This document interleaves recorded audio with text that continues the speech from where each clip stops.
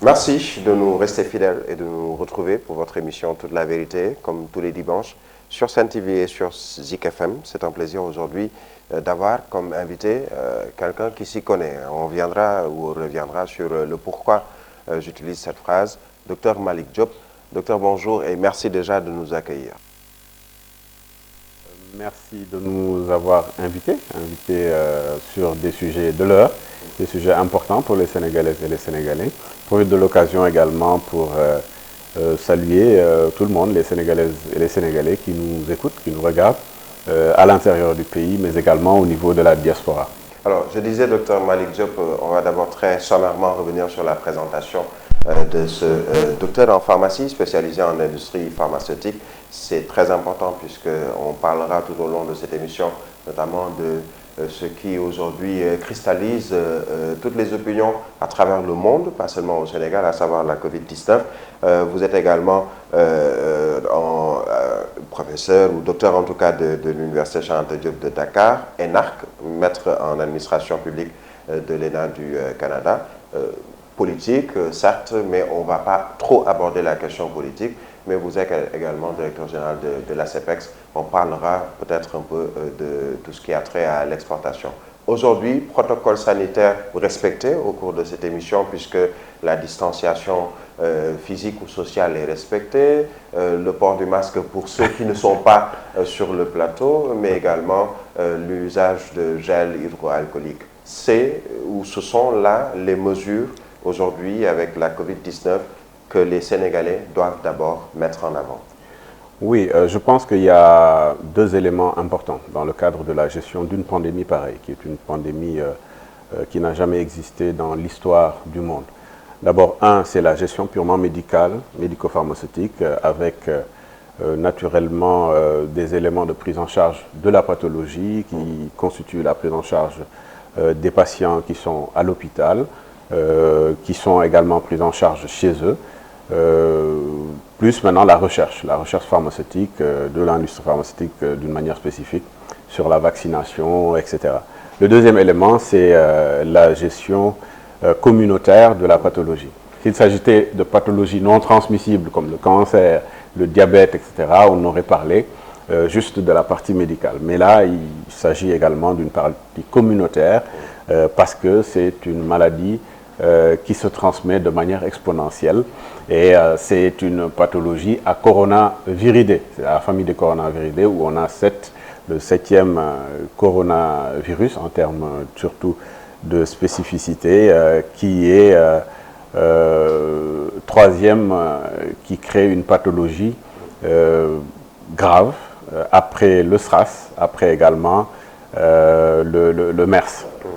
Donc aujourd'hui, on rappelle, on parle de Covid-19, SARS-CoV-2, on reviendra sur ce deuxième variant qu'on dit britannique, qui est également apparu au Sénégal, entre autres. Mais pour préciser aux téléspectateurs et aux auditeurs que le coronavirus existe depuis fort longtemps, mais s'il y a aujourd'hui ce qu'on appelle un nouveau coronavirus, c'est ça? Exactement, c'est pour ça qu'on l'appelle le nouveau coronavirus, parce que vous savez, dans la famille des coronaviridés, il y a eu, donc comme j'ai dit, il y a eu 7 espèces qui ont quitté. Il y a même des millions d'espèces au niveau animal.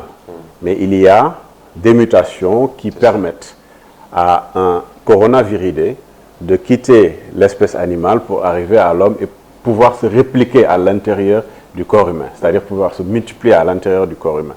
Et là, il y en a eu 7.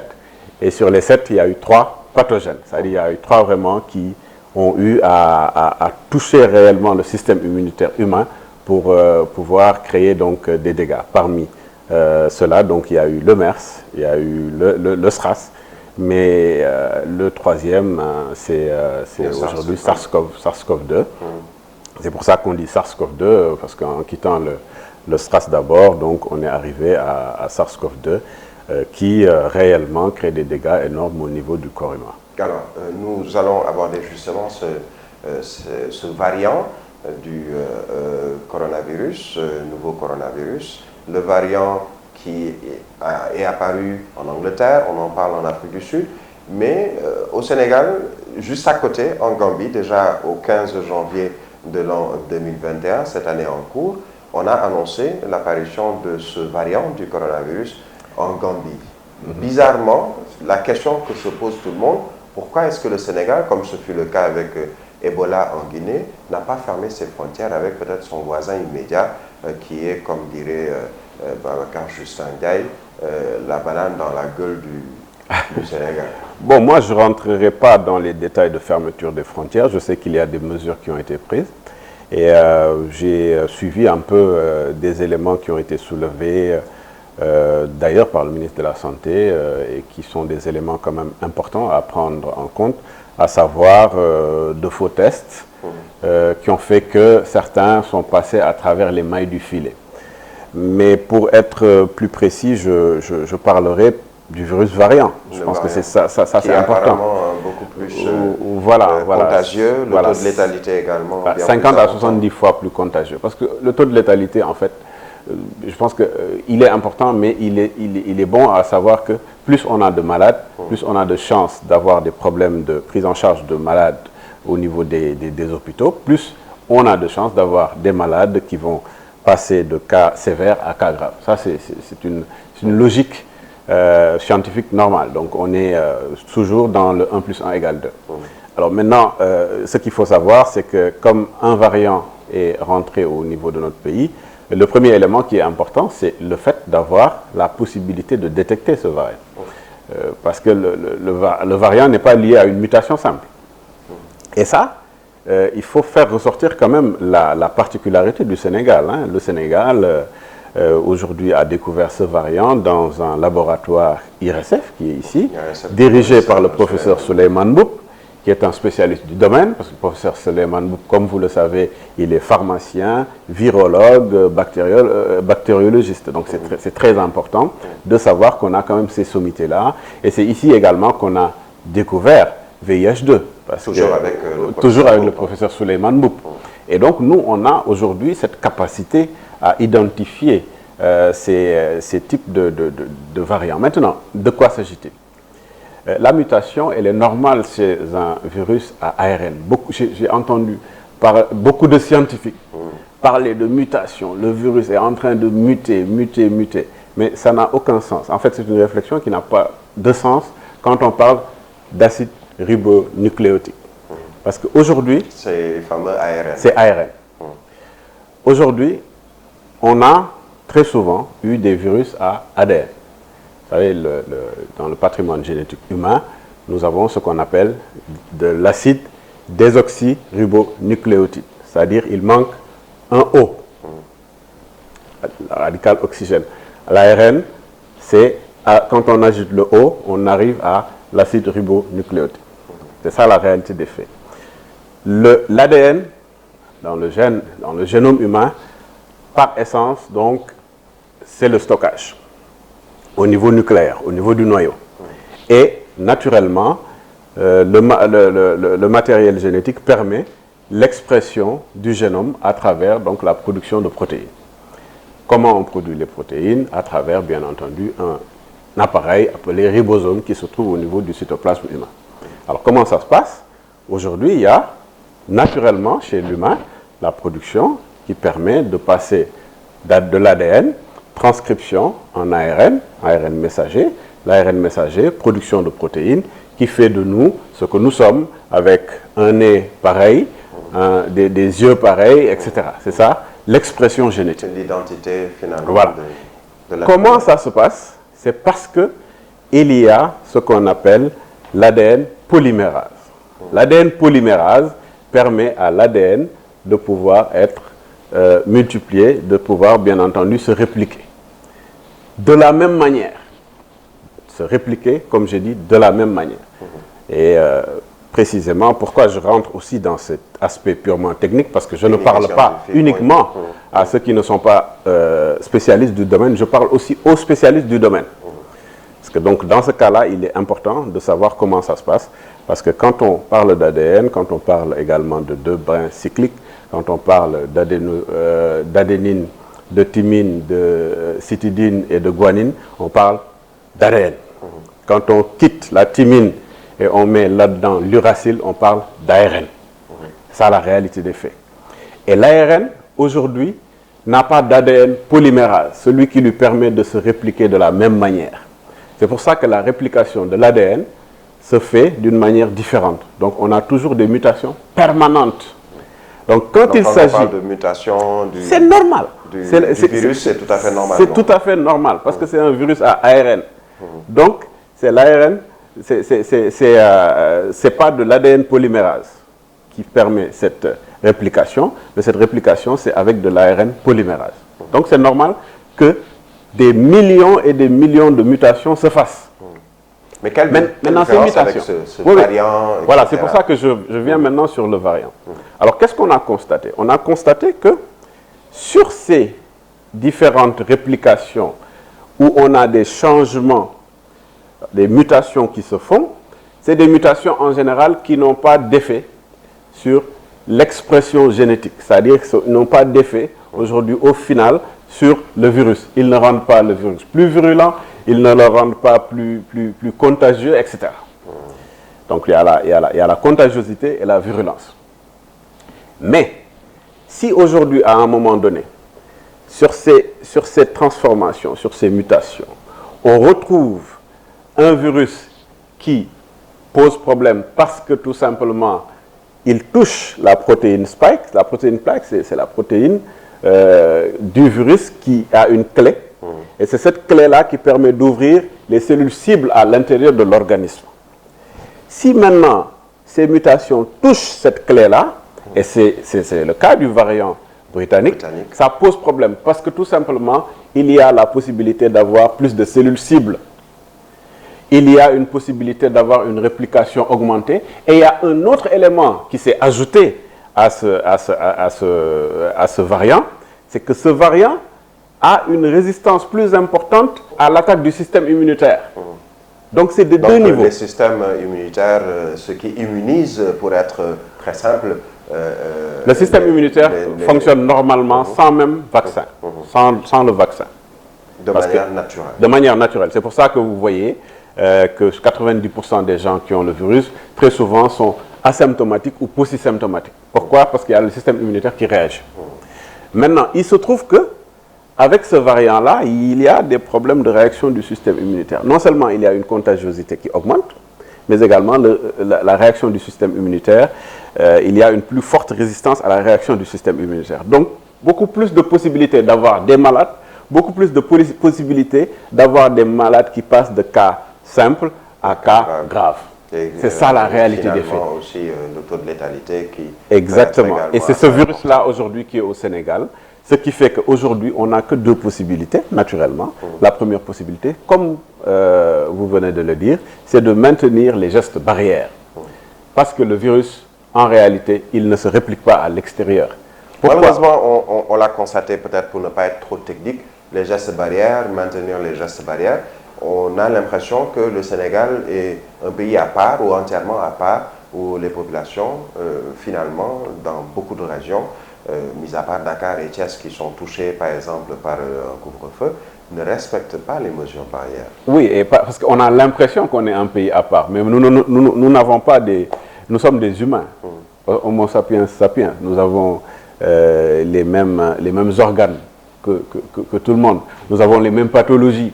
Donc le Sénégal n'est pas un pays à part. C'est une question de communication, de sensibilisation. Je pense que c'est une question non seulement de communication et de sensibilisation, mais également c'est un problème lié à la perception du Sénégalais de comment prendre en charge cette pathologie-là. C'est pour ça que moi, dès le mois de novembre, j'ai dit, bon, on va vers la seconde vague. Hein. J'avais alerté. Vous aviez annoncé qu'on est dans cette seconde vague, peut-être plus... on ne dira pas virulente peut-être, où on parle de beaucoup plus de cas, surtout de transmission communautaire, ou dite communautaire, puisque certains n'aiment pas trop le mot transmission communautaire, mais cette seconde vague, vous l'aviez annoncé déjà dans un entretien avec des confrères de la presse privée. Tout à fait, parce que c'était au début du mois de novembre, donc bon, les gens avaient l'impression que le virus était parti. Ben, quand j'ai vu qu'il y avait le même comportement en 2020 que l'année précédente, les rencontres, l'ouverture des écoles, il y avait également beaucoup d'autres types de problèmes. les événements religieux, les événements également festifs qui sont liés à des mariages, il y a également d'autres types d'événements comme les enterrements, etc. En tout cas, les événements qui regroupaient les personnes, l'ouverture des salles de sport. J'ai dit que 1 plus 1 égale 2. Quand nous allons continuer cela, la contagiosité va augmenter et naturellement, il va y avoir une seconde vague.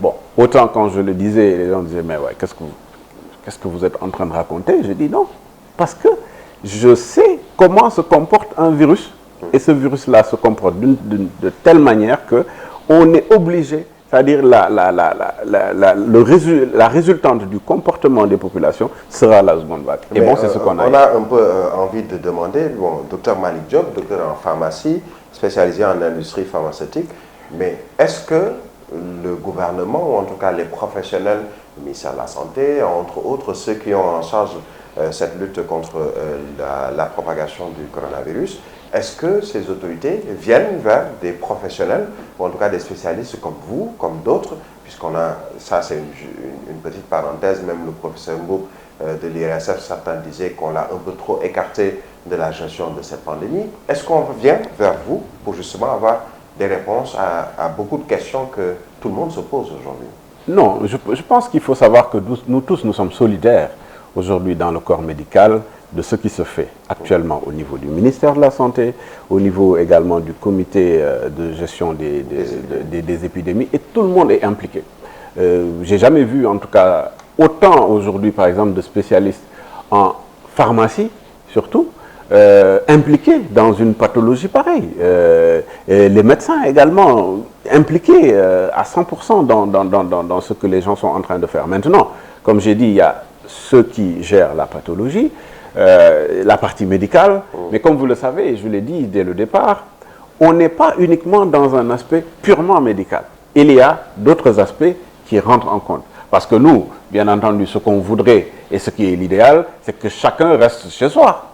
Si tout le monde reste chez lui pendant 6 mois, personne ne bouge, il n'y aura plus de coronavirus. Ça, ce sera mais c'est impossible. Impossible. Au Sénégal, voilà, en tout cas, le confinement, on se rend compte qu'il a même des limites, même dans l'Hexagone. Exactement, exactement. C'est pour ça que je dis, nous tenons compte aussi de toutes ces choses qui sont à côté.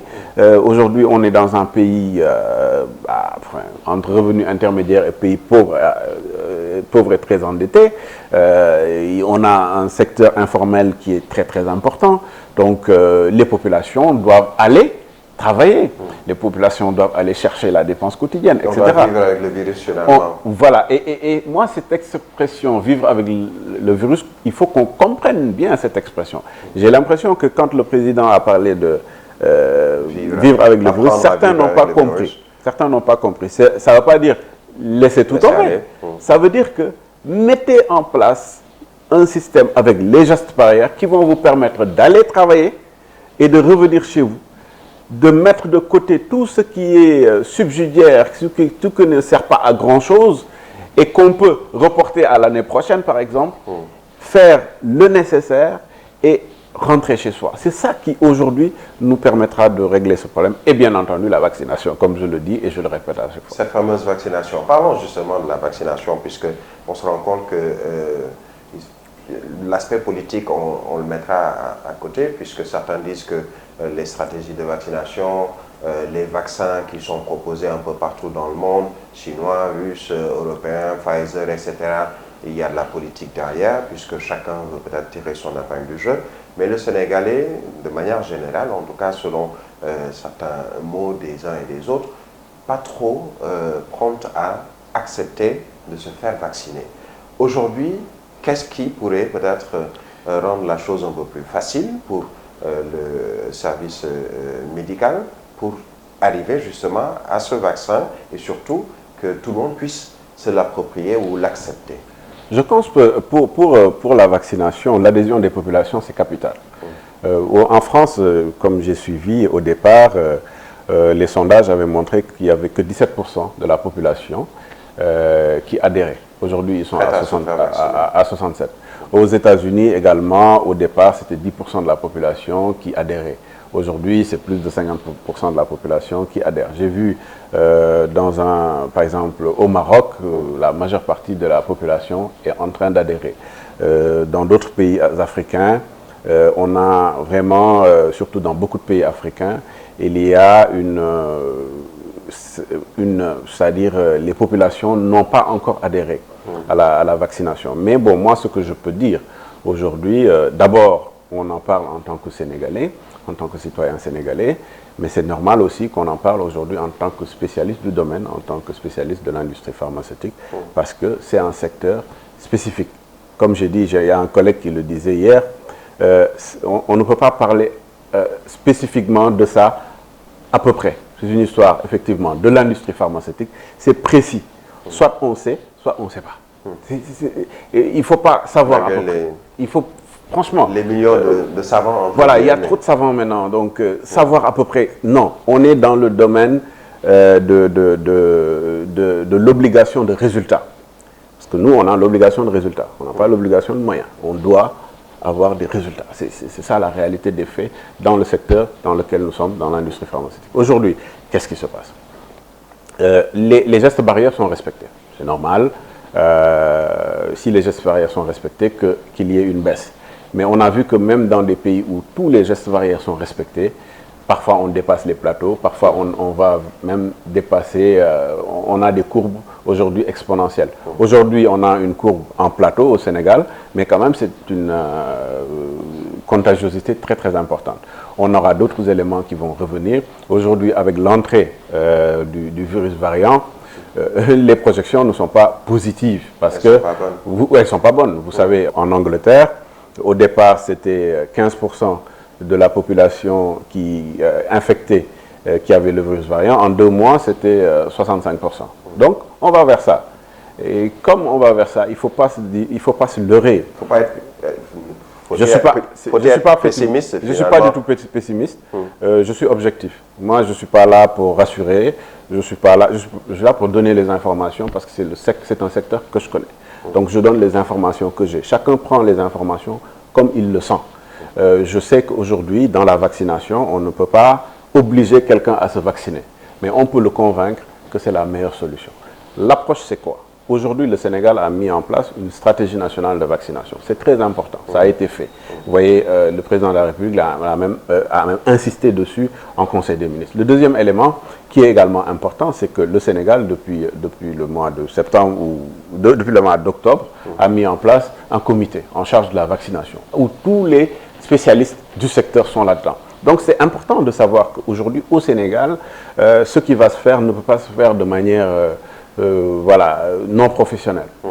La réalité des faits, c'est qu'au Sénégal, avant l'obtention de l'autorisation de mise sur le marché, il y a tout un processus qui est suivi obligatoirement par les laboratoires pharmaceutiques. Donc c'est des éléments importants. Maintenant, de quoi on parle? On parle de vaccination. C'est la seule solution.